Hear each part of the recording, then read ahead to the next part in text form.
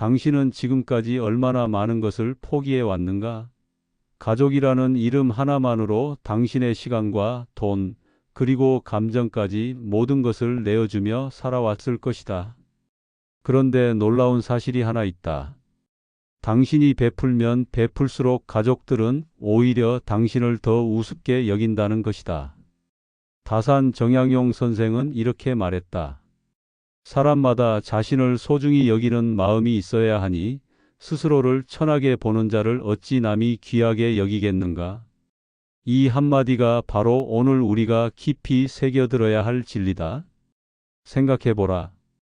당신의 형제 자매들이 어려움에 처할 때마다 당신에게 손을 벌렸던 그 수많은 순간들을 말이다. 당신은 한 번도 거절하지 않았다. 오히려 그들이 입을 열기도 전에 먼저 나서서 도움을 주었을 것이다. 그런데 결과는 어떠했는가? 그들이 당신에게 더 감사해 했는가? 당신을 더 존경하게 되었는가? 아니다. 오히려 그 반대였을 것이다. 마치 ATM 기계를 대하듯 당신을 바라보기 시작했을 것이다. 필요할 때만 찾고 목적을 달성하면 다시 외면하는 그런 존재로 말이다.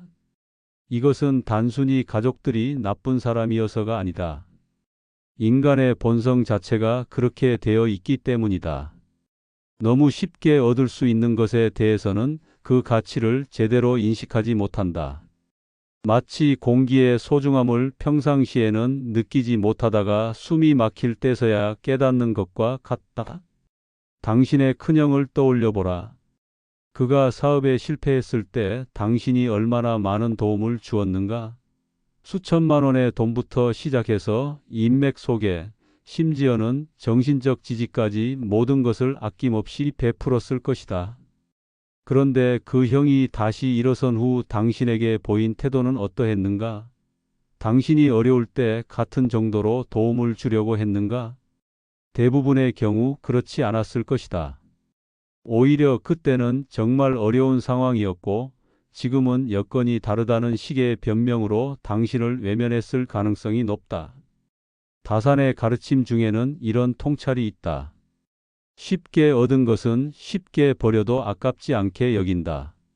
이 말이 바로 당신이 지금 처한 상황을 정확히 설명해 주고 있다. 당신의 어머니를 떠올려 보라. 당신이 매달 용돈을 드릴 때 어머니의 반응이 어떠했는가? 처음에는 아니다. 내가 어디서 이런 돈을 하시며 사양하셨을 것이다. 하지만 지금은 어떤가? 당연한 권리인 양 받아들이시지 않는가? 심지어는 금액이 이전보다 적으면 서운한 기색을 보이시지는 않는가? 더 나아가 어머니께서 다른 자녀들과 당신을 비교하실 때는 어떤가? 큰아들은 바쁘니까 이해한다. 둘째는 아직 어리니까 괜찮다 하시면서도 당신에게는 너는 여유가 있으니까라며 더 많은 것을 요구하지는 않으신가? 이것이 바로 인간의 본성이다. 노력 없이 얻어지는 것에 대해서는 감사함을 느끼지 못한다. 오히려 당연한 것으로 받아들이고 더 많은 것을 요구하게 된다. 당신의 동생을 생각해 보라. 그가 취업 준비를 할 때 당신이 얼마나 많은 지원을 해 주었는가? 학원비부터 생활비까지 심지어는 면접 정장까지 모든 것을 당신이 해결해 주었을 것이다. 그런데 그 동생이 지금 당신에게 보이는 태도는 어떤가? 취업 후에도 여전히 당신에게 의존하려 하지 않는가? 자신의 일은 스스로 해결하려는 의지를 보이는가? 아마 그렇지 않을 것이다. 형 누나이 도와주는 게 당연하다는 식의 태도를 보일 것이다. 심지어는 당신이 조금이라도 거절하면 형 누나이 왜 이렇게 변했지? 라며 서운해할 수도 있다. 당신의 도움이 그를 더 나은 사람으로 만든 것이 아니라 오히려 더 의존적인 사람으로 만들어버린 것이다. 당신의 선의가 역효과를 낳은 것이다. 여기서 중요한 것은 이런 현상이 발생하는 심리적 메커니즘을 이해하는 것이다. 사람은 자신이 노력해서 얻은 것에 대해서만 진정한 가치를 인정한다. 공짜로 얻은 것은 아무리 비싼 것이라도 쉽게 잃어버리거나 함부로 다룬다. 당신이 동생의 취업을 위해 인맥을 동원해서 소개해준 회사에서 그가 어떤 태도로 일하는지 관찰해보라. 자신이 직접 구한 회사에서 일할 때와 같은 열정과 책임감을 보이는가? 대부분의 경우 그렇지 않을 것이다. 정약용이 강조한 또 다른 중요한 가르침이 있다. 자신의 가치를 스스로 모르는 사람은 남들로부터도 인정받을 수 없다. 이는 심리학적으로도 증명된 사실이다. 당신이 스스로를 어떻게 대하는가에 따라 다른 사람들이 당신을 대하는 방식이 결정된다. 당신이 자신의 시간과 노력을 함부로 내어준다면 다른 사람들도 당신의 시간과 노력을 함부로 여기게 된다. 예를 들어보자. 당신이 매번 가족 모임 때마다 모든 준비를 도맡아 한다고 가정해 보라. 장소 예약부터 음식 준비, 심지어는 뒷정리까지 모든 것을 당신이 혼자 감당한다. 처음에는 가족들이 고마워했을 수도 있다. 하지만 이것이 반복되면서 그들에게는 어떤 인식이 생겼을까? 아, 이런 일은 당연히 저 사람이 하는 거구나. 저 사람은 이런 일을 좋아하는 모양이야. 우리는 그냥 와서 먹고 즐기기만 하면 되는 거구나. 이렇게 되면 당신은 더 이상 가족 모임의 구성원이 아니라 단순한 서비스 제공자가 되어버린다. 당신의 의견은 중요하지 않고 당신의 기분도 중요하지 않다.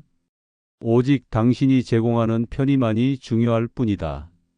더 심각한 문제는 이런 패턴이 다른 관계로까지 확산된다는 것이다.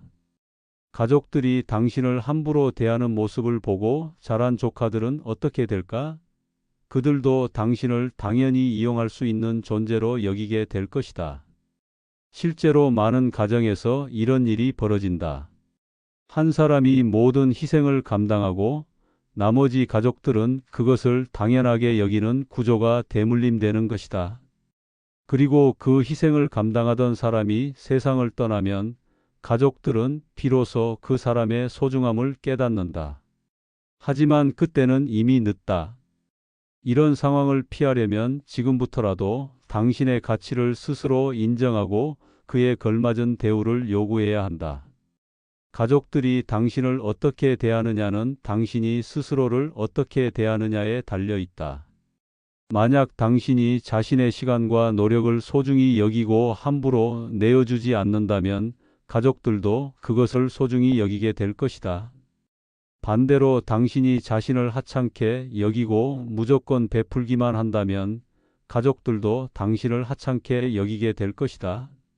이와 관련하여 정약용은 베품에는 반드시 한계가 있어야 하고 그 한계를 지키는 것이 오히려 관계를 오래 지속시키는 방법이라고 가르쳤다.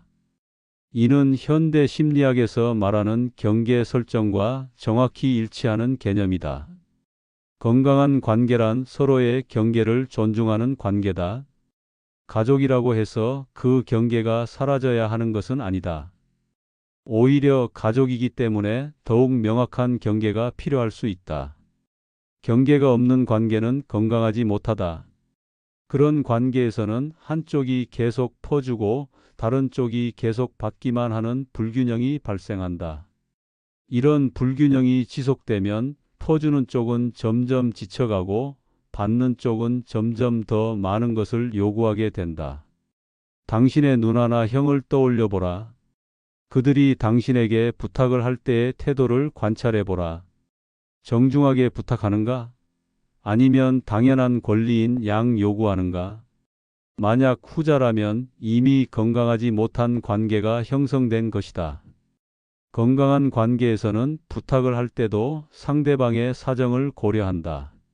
지금 바쁘지 않으면 좀 도와줄 수 있을까? 괜찮으면 이것 좀 부탁할게. 이런 식으로 상대방의 의사를 존중하는 태도를 보인다. 하지만 경계가 무너진 관계에서는 다르다. 이거 좀 해줘. 당연히 해줄 거지. 다른 사람도 아니고 나잖아. 이런 식으로 일방적으로 요구한다. 더 심각한 경우에는 거절하면 감정적으로 압박하기도 한다. 가족인데 이 정도도 못 도와주냐? 예전에는 안 그랬는데 왜 이렇게 변했냐? 다른 사람들이 알면 뭐라고 하겠냐? 이런 식으로 죄책감을 유발시켜서 자신의 요구를 관철시키려고 한다. 이런 상황에서는 분명하고 단호한 경계 설정이 필요하다. 나도 내 사정이 있다. 모든 부탁을 다 들어줄 수는 없다. 가족이라고 해서 무조건 희생할 의무는 없다고 명확하게 표현해야 한다. 많은 사람들이 가족에 대한 사랑을 잘못 이해하고 있다. 무조건 희생하고 베푸는 것이 사랑이라고 생각한다. 하지만 다산 선생의 가르침에서 발견할 수 있는 것은 진정한 사랑은 상대방을 독립적인 존재로 인정하는 것에서 시작된다는 통찰이다. 당신의 막내 동생을 생각해 보라. 그가 성인이 되었음에도 불구하고 여전히 당신에게 의존하고 있다면 그것이 과연 건강한 상태인가? 당신이 지금까지 그에게 베푼 모든 것들이 그를 더 나은 사람으로 만들었는가? 아니면 더 의존적인 사람으로 만들었는가? 진정한 사랑이라면 상대방이 혼자서도 잘 살 수 있도록 도와야 한다. 평생 당신에게 의존하도록 만드는 것은 사랑이 아니라 해악이다. 여기서 우리가 놓치기 쉬운 부분이 있다. 많은 사람들이 도와주는 것과 대신해 주는 것을 구분하지 못한다는 점이다. 진정한 도움은 상대방이 스스로 할 수 있는 능력을 기르도록 돕는 것이다. 반면 대신해 주는 것은 상대방의 성장 기회를 빼앗는 일이다. 예를 들어 동생이 면접을 앞두고 있다고 가정해 보자. 진정한 도움은 면접 준비를 어떻게 하면 좋을지 조언해 주고 모의 면접을 도와주는 것이다. 하지만 대신해 주는 것은 당신의 인맥을 이용해서 아예 면접 없이 취업시켜 주는 것이다. 후자의 경우 동생은 당장은 편할 수 있지만 면접을 통과하는 능력을 기를 기회를 잃게 된다. 그 결과 앞으로도 계속 당신에게 의존하게 될 것이다. 정약용이 교육의 관점에서도 설명한 바와 같이 진정한 교육은 상대방이 스스로 문제를 해결할 수 있는 능력을 기르는 것이다. 가족 관계에서도 마찬가지다. 무조건 대신해 주는 것이 아니라 스스로 할 수 있도록 격려하고 기다려 주는 것이 진정한 사랑이다. 이런 관점에서 보면 당신이 지금까지 가족들에게 베풀어 온 많은 것들이 실제로는 그들에게 해가 되었을 가능성이 높다. 당신의 선의가 그들의 성장을 방해한 것이다. 정약용의 지혜로운 말씀 중에는 사람은 노력해서 얻은 것만을 진정으로 소중히 여긴다는 통찰이 있다. 이는 현대 심리학의 연구 결과와도 일치한다. 당신이 가족들에게 무조건적으로 베풀 때 발생하는 가장 큰 문제는 그들을 의존적인 인간으로 만든다는 것이다. 스스로 문제를 해결하려는 의지를 잃게 만드는 것이다. 당신의 조카를 관찰해보라. 그가 어려운 일에 부딪혔을 때 먼저 누구를 찾는가? 스스로 해결 방법을 고민해 보는가? 아니면 바로 어른들에게 도움을 요청하는가? 만약 후자라면 이미 의존적인 사고방식이 형성된 것이다. 이런 의존적 사고방식은 한번 형성되면 고치기가 매우 어렵다. 성인이 되어서도 계속 다른 사람에게 의존하려고 하고 자신의 문제를 스스로 해결하려는 의지를 보이지 않는다. 더 심각한 문제는 이런 의존성이 세대를 거쳐 전수된다는 것이다. 의존적으로 자란 사람은 자신의 자녀도 의존적으로 키우게 된다. 스스로 문제 해결 능력이 없으니까 자녀에게도 그런 능력을 길러줄 수 없는 것이다. 반대로 스스로 문제를 해결하는 능력을 기른 사람은 강한 자신감과 성취감을 갖게 된다. 어려운 상황에 처해도 포기하지 않고 해결 방법을 찾으려고 노력한다. 그리고 자신의 자녀에게도 그런 능력을 길러주려고 한다. 그렇다면 구체적으로 어떻게 해야 할까?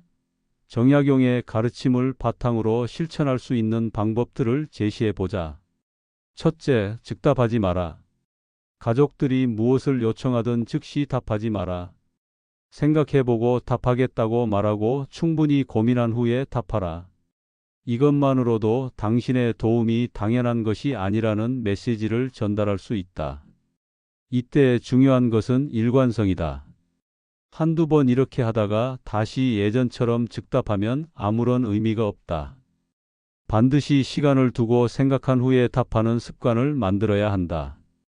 또한 생각하는 시간 동안 다음과 같은 질문들을 스스로에게 해보라. 이것이 정말로 급한 일인가? 내가 아니면 안 되는 일인가? 이 사람이 스스로 해결할 수 있는 일은 아닌가? 내가 도와주면 이 사람에게 도움이 될까? 해가 될까? 둘째, 조건을 제시하라. 도움을 줄 때는 반드시 조건을 제시하라. 돈을 빌려달라고 하면 언제까지 갚을 것인지, 어떤 용도로 사용할 것인지를 명확히 하라. 이전에 빌린 돈을 갚지 않았다면 그것부터 해결하고 나서 새로운 도움을 고려하겠다고 말하라. 조건을 제시할 때는 구체적이고 명확해야 한다. 나중에 갚겠다는 막연한 약속이 아니라 다음 달 25일까지 갚겠다는 구체적인 약속을 받아야 한다. 그리고 그 약속이 지켜지지 않으면 다시는 도와주지 않겠다는 의사를 분명히 해야 한다. 셋째, 상호성을 요구하라. 당신도 가족들에게 도움을 요청하라. 일방적인 관계를 쌍방향 관계로 바꿔나가라. 내가 이것을 도와주면 너도 저것을 도와달라고 제안하라. 이때 주의할 점은 동등한 수준의 도움을 요구해야 한다는 것이다. 당신이 큰 도움을 주었다면 상대방에게도 그에 상응하는 도움을 요구해야 한다. 작은 일이니까 괜찮다는 식으로 넘어가면 안 된다. 넷째, 역할을 분담하라. 가족 모임이나 행사에서 역할을 분담하라. 이번에는 형이 준비하고 다음에는 동생이 준비하자. 비용은 우리가 나누어서 부담하자고 제안하라. 처음에는 가족들이 귀찮아할 수도 있다. 하지만 시간이 지나면 모두가 더 적극적으로 참여하게 될 것이다. 그리고 역할을 분담함으로써 각자가 가족에 대한 책임감을 갖게 될 것이다. 이런 변화를 시작하면 가족들은 처음에 당황할 것이다. 왜 갑자기 이렇게 변했느냐? 가족인데 이 정도도 못 도와주느냐? 며 불만을 표할 것이다. 심지어는 당신을 이기적이라고 비난할 수도 있다. 정약용이 제시한 원칙에 따르면 옳은 일은 시간이 걸려도 반드시 이해받게 된다고 했다. 초기의 저항을 견디어내면 결국 모두가 새로운 관계 방식에 적응하게 될 것이다. 이 과정에서 중요한 것은 일관성이다. 한두 번 원칙을 세워놓고 다시 예전으로 돌아가면 안 된다. 가족들이 원래 성격이 그런 사람이구나라고 생각하게 되면 변화는 무의미해진다. 가족들의 저항에는 여러 가지 형태가 있다. 첫 번째는 직접적인 비난이다. 이기적이다, 가족애가 없다, 돈만 밝힌다 등의 말로 당신을 공격할 것이다.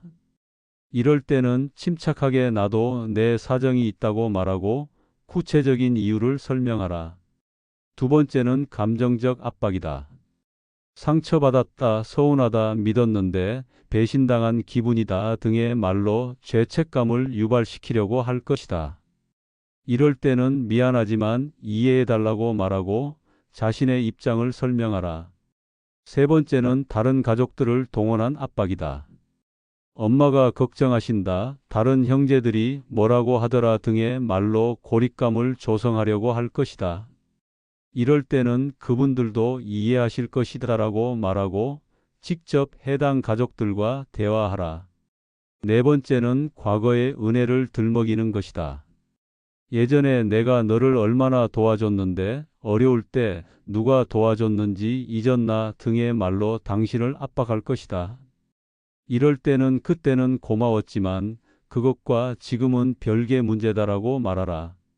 가족들이 당신의 변화에 보이는 감정적 반응을 제대로 다루는 것이 중요하다. 그들의 감정을 무시하거나 경시해서는 안 되지만 그렇다고 해서 그 감정에 휘둘려서도 안 된다. 이에 대해 정약용은 이렇게 설명했다. 진정한 화합은 갈등을 피하는 것이 아니라 갈등을 건설적으로 해결하는 것이다. 가족들의 감정적 반응도 하나의 갈등으로 보고 건설적으로 해결해 나가야 한다. 먼저 그들의 감정을 인정해 주어야 한다. 서운할 수 있다는 것을 이해한다. 갑작스러운 변화라서 당황스러울 것이다 등의 말로 그들의 감정을 수용해 주라. 하지만 동시에 당신의 입장도 명확하게 전달해야 한다. 하지만 나도 내 사정이 있다. 더 이상 일방적으로 베풀 수는 없다. 서로를 위해서 이런 변화가 필요하다고 설명하라. 그리고 새로운 관계 방식을 제안하라. 앞으로는 서로 도우면서 살자. 모두가 책임을 나누어 가지자. 일방적인 관계가 아니라 상호적인 관계를 만들어가자고 말하라. 부모님에 대해서는 어떻게 해야 할까? 효도는 우리가 지켜야 할 기본적인 도리다. 하지만 정약용의 통찰에 의하면 진정한 효도는 부모님을 기쁘게 해드리는 것이지 부모님의 모든 요구를 들어주는 것이 아니되다라고 했다. 부모님의 건강과 행복을 위해 노력하되 그것이 당신의 삶을 파괴하는 수준이어서는 안 된다. 때로는 부모님의 요구가 당신의 가정이나 미래에 해가 될 수도 있다. 예를 들어 부모님이 당신에게만 모든 부양 의무를 떠넘기려고 하거나 당신의 배우자나 자녀들을 무시하면서 자신들만을 우선시하라고 요구할 수도 있다. 이럴 때는 정중하지만 단호하게 거절해야 한다. 죄송하지만 이것은 어렵습니다. 다른 방법을 찾아보겠습니다. 다른 형제들과도 상의해 보겠습니다. 라고 말하라. 부모님도 처음에는 서운해 하실 수 있지만 시간이 지나면 당신의 판단이 옳았음을 인정하게 될 것이다. 이와 관련하여 정약용은 부모를 진정으로 사랑한다면 때로는 부모의 잘못된 요구에 반대할 용기도 있어야 한다고 말했다. 특히 형제 자매들 사이에서 부양 의무가 불공평하게 분배되는 경우가 많다. 보통 한 명이 모든 것을 감당하고 나머지는 핑계를 대며 외면하는 경우가 대부분이다. 이런 상황에서는 더욱 적극적으로 역할 분담을 요구해야 한다. 나 혼자서는 감당하기 어렵다. 다른 형제들도 함께 책임져야 한다. 각자의 능력에 따라 역할을 나누자고 제안하라. 그리고 다른 형제들이 거절하면 당신도 과감하게 부담을 줄여야 한다. 성인이 된 자녀들과의 관계에서도 마찬가지다. 자녀가 성인이 되었다면 그들의 독립성을 존중해야 한다. 무조건 도와주기보다는 그들이 스스로 해결할 수 있도록 격려하고 기다려주는 것이 진정한 부모의 사랑이다. 다산이 남긴 명언 중 하나는 진정한 사랑은 상대방을 독립적인 존재로 키우는 것이라는 것이다. 성인이 된 자녀에게 계속해서 모든 것을 해주면 그들은 평생 부모에게 의존하는 사람이 되고 만다. 성인이 된 자녀가 계속해서 부모에게 의존하려고 한다면 그것은 부모가 그동안 잘못 키웠다는 증거일 수 있다. 이제라도 늦지 않았으니 그들이 스스로 설 수 있도록 도와주어야 한다. 예를 들어 성인 자녀가 취업을 하지 못해서 계속 집에서 지내고 있다면 어떻게 해야 할까? 무조건 먹여주고 재워주는 것이 사랑일까? 아니다.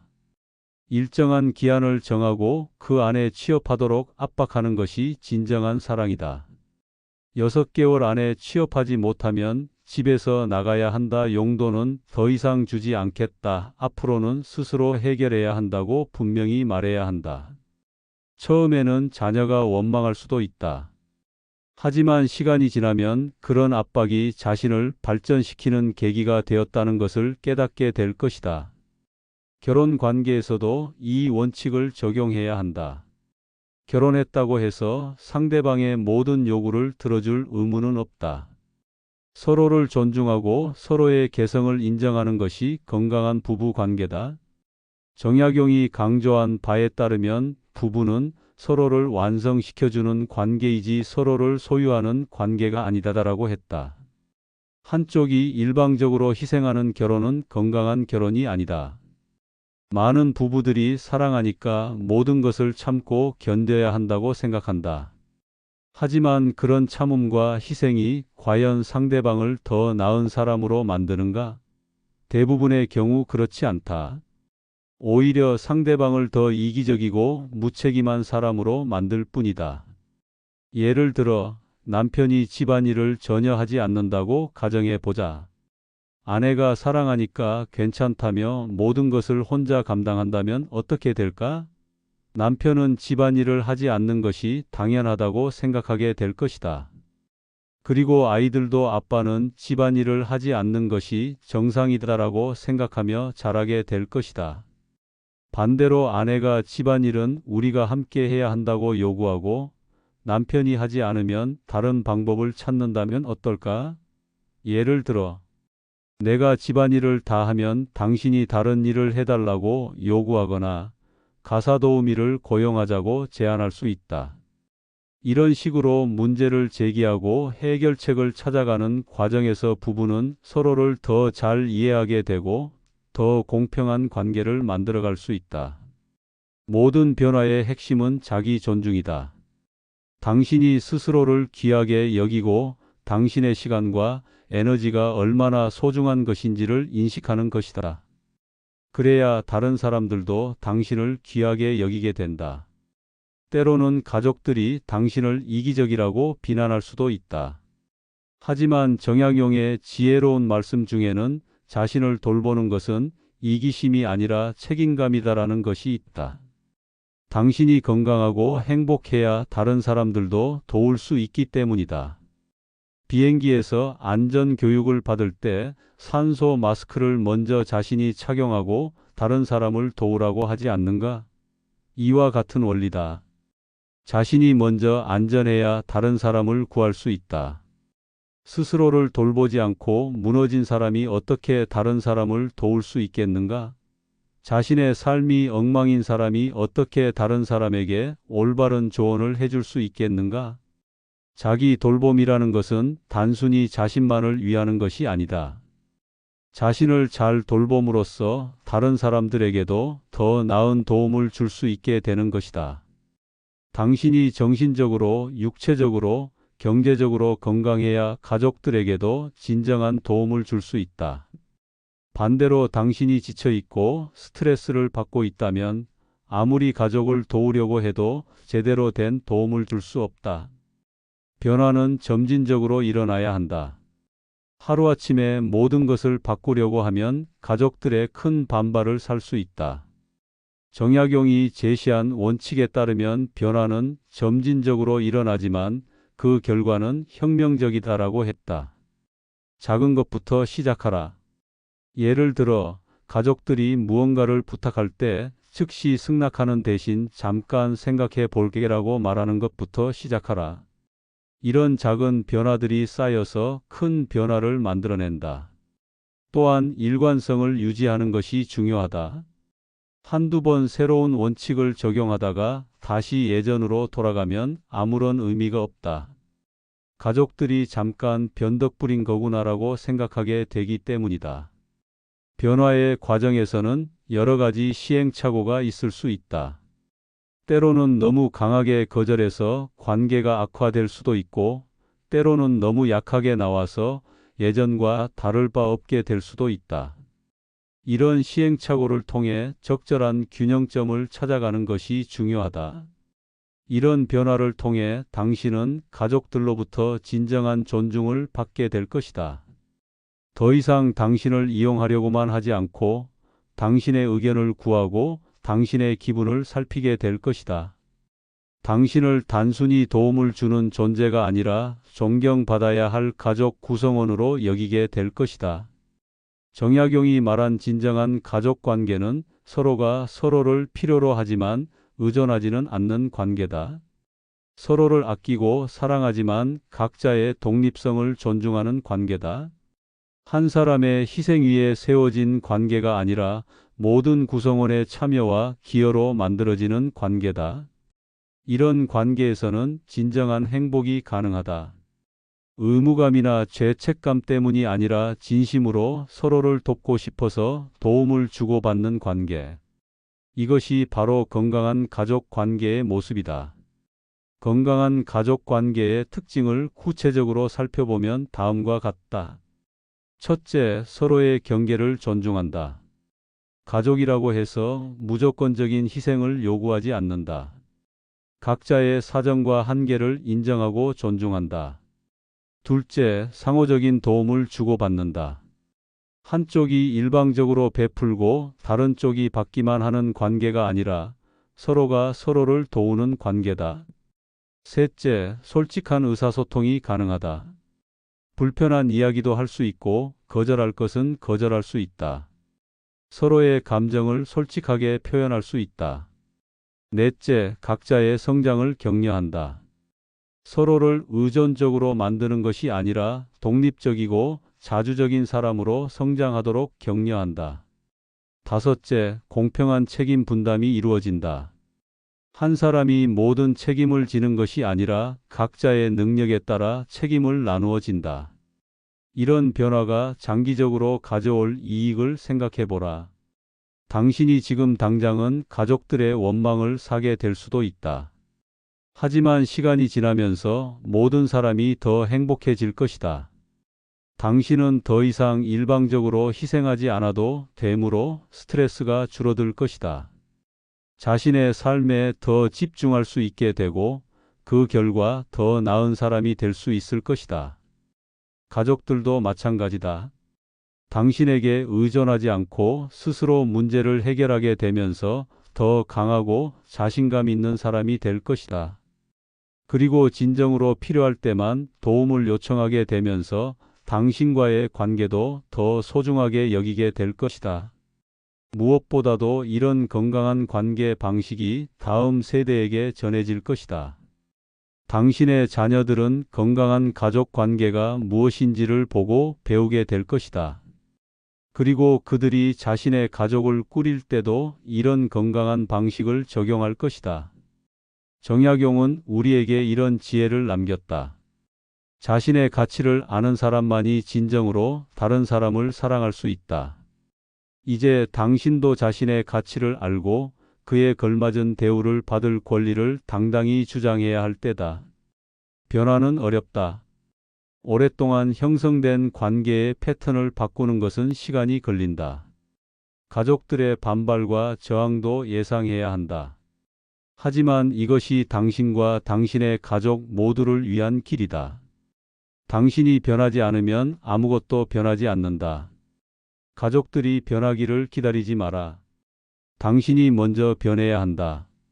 당신의 변화가 가족 전체를 변화시킬 것이다. 기억하라. 당신이 스스로를 귀하게 여기는 만큼 다른 사람들도 당신을 귀하게 여기게 될 것이다. 이제 결단을 내릴 때다. 더 이상 일방적으로 베풀기만 하는 관계에 머물러 있을 것인가? 아니면 서로를 존중하는 건강한 관계로 발전시켜 나갈 것인가? 선택은 당신의 몫이다. 하지만 한 가지는 확실하다. 당신이 자신의 가치를 알고 그에 걸맞은 대우를 요구할 때 비로소 진정한 가족 사랑이 시작될 것이라는 사실이다. 오늘부터 당신의 새로운 시작을 응원한다.